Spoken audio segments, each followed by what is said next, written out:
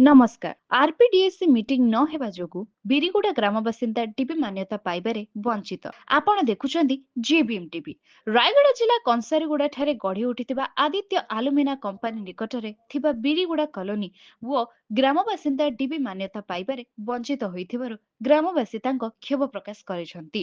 आज बिरिगुड़ा बासिंदा कारखाना सीओ मजहर बेग को साक्षात करी ग्रामवासी माने समस्त उन्नतिमूलक कार्य तत्सह बिरिगुड़ा ग्राम को डीपी मान्यता देवा संपर्क में आलोचना करथिले।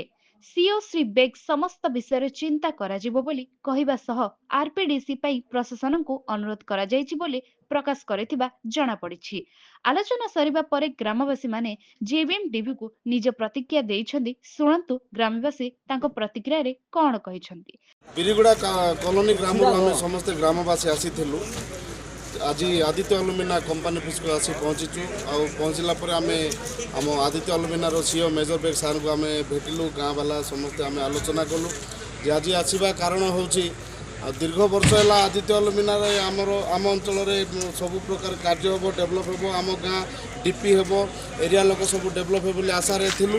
किंतु आज पर्यंत डीपी होगापाई बोलिक आम बिरिगुड़ा कॉलोनी जो समस्या चली से समस्यार समाधान हो पारुनी।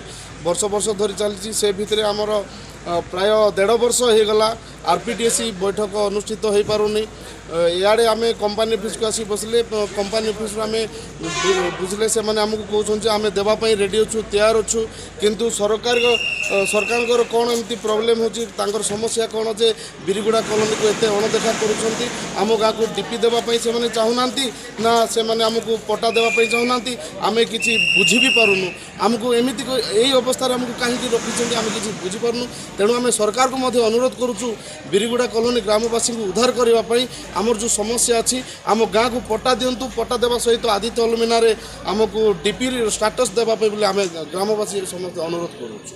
आर गत जो आरपीडीएससी होता जुलाई 18 तारीख 2024 रायगढ़ से उल्लेख अच्छे बिरिगुड़ा कॉलोनी को 2 वर्ष पट्टा देकी ना गोटे स्वतंत्र बुझाणा स्वतंत्र पैकेज से डीपी मान्यता दिजाव बोली सरकार जो आरपीडीएससी मीटिंग फाइनाल होता तन्मध्यरु 2 वर्ष जदि पट्टा देकी आम करवा 2 वर्ष बीतीज 2 वर्ष न करके आमर गोटे स्वतंत्र बुझाणा आमको डीपी करदे बोली डीपी फीपी सब सर्वे होगला। आज्ञा सर्वे होगी कोरापुट कलेक्टर आरडीसी को सबमिट कर रायगढ़ कलेक्टर को सबमिट किंतु आज को 1.5 वर्ष हो गला आरपीडीएससी मीटिंग होना कि आम गाँव डीपी फाइनाल हो पारुनी। से आज सीओ सार पाखु आम आसलु ग्रामवासी सीओ सार सागर आलोचना कलु। सीओ सार कहले आम आपण मानक डीपी स्टाटस देवाई आम राजी अच्छु डीपी नेबाई आम राजी अच्छु। किंतु सरकार कौन पे आरपीडीएससी मीटिंग करने डिले करा सरकार स्तर में होची आम संपूर्ण भाव में राजी अच्छु जे शीघ्र आरपीडीएससी मीटिंग को शीघ्र तुम डीपी पाओ बोली सीओ सार कहते।